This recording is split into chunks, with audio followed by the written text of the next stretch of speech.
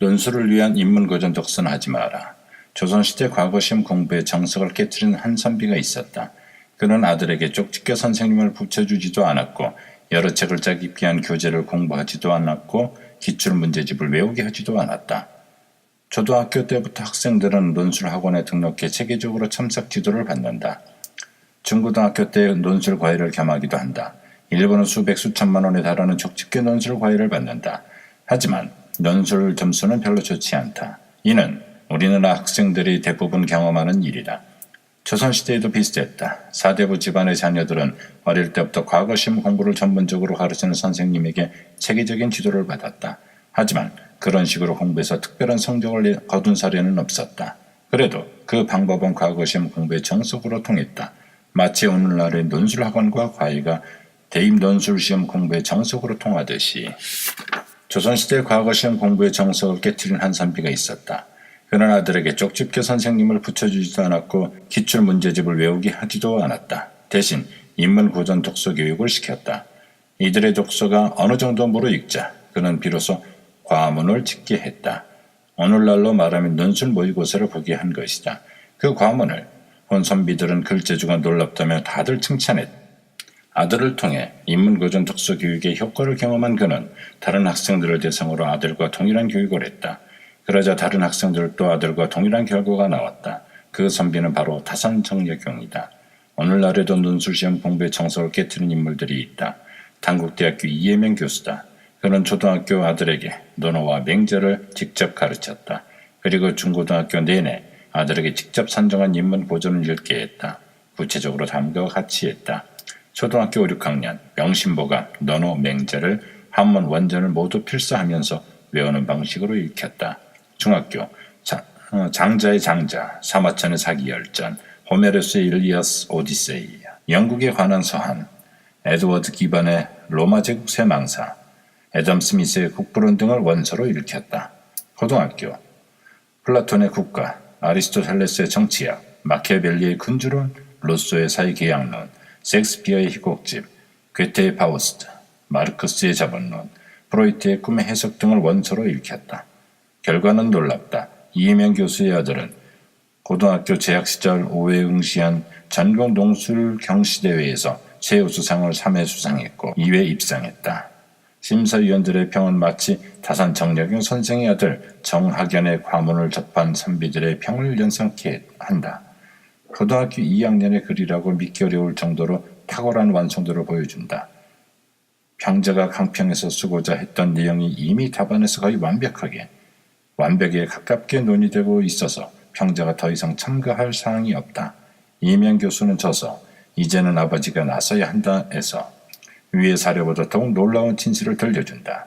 자신에게는 진행교수와 같은 두 자녀가 있는데 미국에서 박사학위를 따느라 바빠서 첫째는 평범하게 교육했고 이후 한국으로 돌아와 단국대학교 서범대학 교수로 임명되면서 여유가 생기자 둘째에게 인문고전 독서 교육을 포함한 특별한 교육을 시켰는데 영어 실력과 학력 면에서 둘째가 첫째보다 월등한 능력을 갖추게 되었다고 말이다. 아이비리그에 합격한 학생이 알고 보니 셰익스피어를 원서로 달달 외울 정도였다느니 서울대에 수석 합격한 학생이 삼국지를 10번 넘게 읽었다느니 하는 따위의 이야기들은 이제 뉴스거리도 되지 못한다.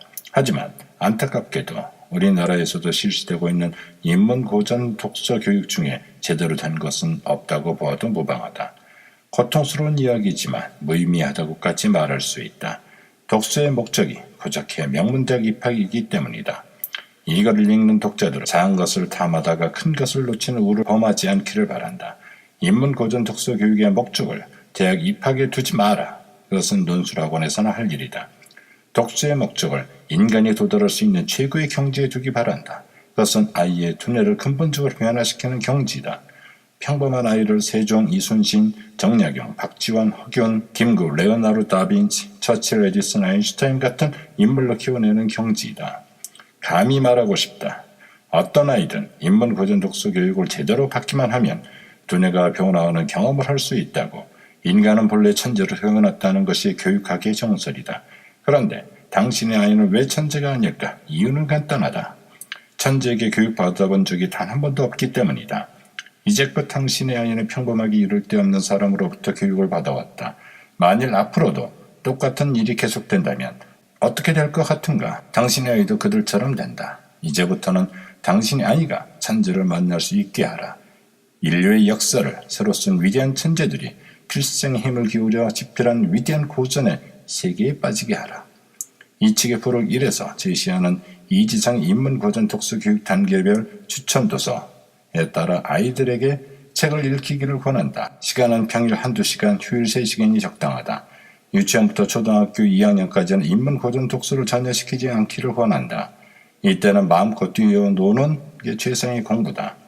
즐겁게 놀면서 공부한 아이들의 두뇌가 책상에 앉아서 공부하는 아이들의 두뇌보다 훨씬 더 발달하는 것은 이미 오래전에 증명되었다. 그래도 미련이 남는 부모는 문학, 역사, 철학, 고전을 각각 10권 이상 선정해서 아이 방 책꽂이에 꽂아두어라.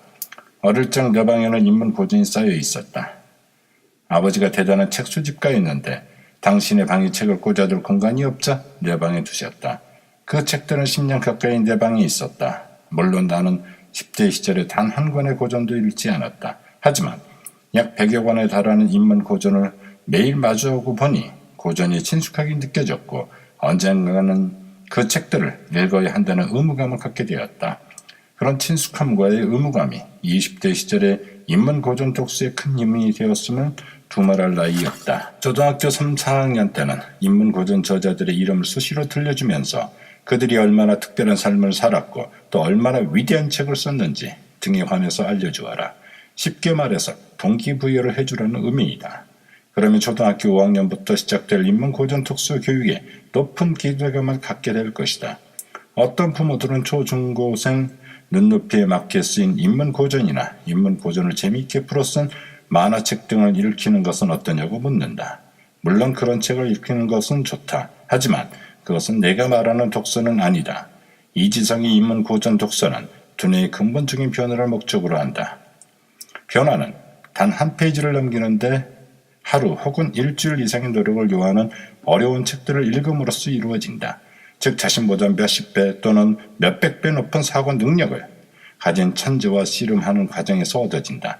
그래서 인문고전 독서 교육은 전통적으로 원전을 읽게 한다. 그리스어로 쓰인 고전은 그리스어를 배워서 읽게 하고 라틴어로 쓰인 고전은 라틴어를 배워서 읽게 한다. 하지만 그런 교육은 일반인에게는 거의 불가능하기 때문에 여기에 대해서는 논하지 않겠다. 인문고전 독서 교육은 가장 잘 시킬 수 있는 방법은 의외로 간단하다. 부모나 교사가 최소한 1년 이상 5권 이상의 인문고전을 혼신의 힘을 다해서 제대로 읽으면 된다. 즉 인문고전을 조금이나마 제대로 이해해 보려고 매일 발버둥을 치고 매일 30분 이상 노트에 상실에 필사하면서 두뇌가 변화한 경험을 손톱만큼이라도 해보면 된다. 그러면 누구나 저절로 교육 노하우를 터득할 수 있다. 또한 그래야 아이를 천재로 키우겠다는 욕심에 사로잡힌 나머지 인문고전 독서의 본질을 놓친 채 안 그래도 공부 스트레스로 힘겨워하는 아이들에게 기쁨이라고는 전혀 없는 기계적인 인문고전 독서를 강요하는 어리석음에 빠지지 않을 수 있다. 이쯤에서 비록 부족하기 이를 데 없지만 우리나라에서 인문고전 독서 교육을 공식적으로 처음 주장하고 아이들을 상대로 직접 실시해보고 오랜 기간 연구해온 나의 구체적인 방법론을 이야기하자면 다음과 같다. 1. 통독하게 하라. 2. 정독하게 하라. 3. 필사하게 하라. 4. 자신만의 의견을 갖게 하라. 5. 인문고전 연구가와 토론시켜라. 통독은 첫 페이지부터 마지막 페이지까지 내리 읽는 것을 뜻한다. 언뜻 생각하면 쉬울 것 같지만 그렇지 않다. 이는 교육자가 직접 인문고전 한 권을 통독해보면 실감할 수 있을 것이다. 동기부여와 칭찬 그리고 보상이 무엇보다 중요하다. 아이들에게 인문고전을 읽어야 하는지 자세하게 설명해 주어라. 아이가 인문고전에 눈길만 주어도 진심으로 기뻐하고 칭찬해 주어라. 아이가 인문고전을 한 권 통독할 때마다 선물을 하거나 파티를 열어주어라. 통독을 시킬 때 유의할 점은 이해하기 어려운 부분은 나오더라도 그냥 넘어가라는 것이다. 그렇지 않으면 통독이 정독이 된다. 정독은 통독보다 10배나 어렵다. 당연히 통독이 10배 이상의 동기부여, 칭찬, 보상이 필요하다. 가장 좋은 방법은 교육자가 아이를 의식하지 않고 열정과 기쁨에 사로잡혀 매일 인문고전을 읽는 것이다. 그러면 아이는 저절로 따라온다. 정독을 시킬 때 유의할 점은 아무리 이해하기 어려운 부분이 나오더라도 끝까지 물고 늘어지게 하라는 것이다. 두뇌의 변화는 다름 아닌 이런 과정을 통해서 이루어지기 때문이다. 그리고 중요하다고 생각되는 부분, 이해하기 힘들었던 부분에 반드시 밑줄을 긋게 하라. 필사를 위해서이다. 필사는 책을 100개 쓰는 것을 말한다. 원칙적으로는 책 전체를 필사하는 게 가장 좋다. 하지만 정독을 하면서 밑줄을 그어둔 부분만 필사해도 괜찮다. 필사는 노트해도 좋고 컴퓨터로 해도 좋다. 나는 통독이나 정독보다 필사가 훨씬 쉽다고 하는 아이들을 많이 보았다. 그리고 통독이나 정독을 할 땐 답답하기만 했던 머릿속에 필사를 하고 나니까 시원하게 열리는 것 같아서 기분이 매우 좋았다는 소리도 많이 들었다. 사실 그런 경험은 나도 종종 했다. 그래서 나는 한때 필사가 인문 고전의 특수 핵심이라고 생각까지 했다. 필사를 잘 시키는 방법도 역시 동기부여, 칭찬, 보상, 모범이다. 이 네 가지만 잘하면 인문고전 독서교육은 최고의 성과를 낼 수 있다. 자신의 의견을 갖는 것, 이는 모든 독서의 목적이다.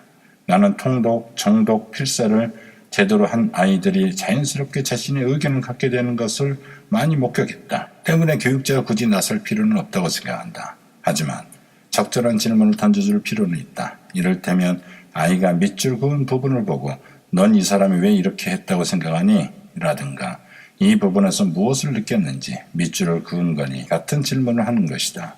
이 책을 다 읽은 뒤에도 비슷한 질문을 던지면 좋다.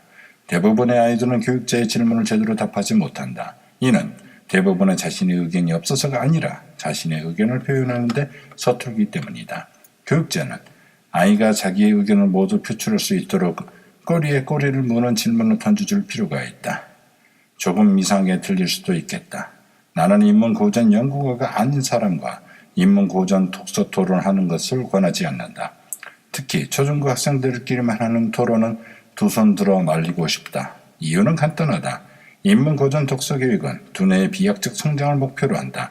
그런데 두뇌 수준이 비슷비슷한 친구나 같은 반 아이들끼리 토론을 하게 되면 어떤 일이 벌어질까? 천재의 저작을 자기네들 수준에서 이해, 분석하고 평가하는 일이 벌어진다. 기껏 힘들게 한 독서를 무의로 돌리는 어처구니 없는 일이 발생할 수 있는 것이다. 때문에 나는 독서 토론을 꼭 하고 싶다면 인문고전 연구가와 하라고 권하고 싶다. 초, 중고 학생들은 토론도 전문가가 동숙한 자리에서 하는 게 좋다. 그래야 차원이 다른 지적 자극을 받을 수 있기 때문이다. 인문고전 연구가들을 만나려면 그들이 주최하는 고전 강동 모임 등에 나가면 된다. 이에 대해 정보는 인터넷에서 그리 어렵지 않게 얻을 수 있다. 마지막으로 당부하고 싶은 게 있다. 이지성이 제시한 독서 교육의 틀에 얽매이지 말라는 것이다. 인문고전 독서 교육의 본질은 두뇌의 혁명적인 변화다.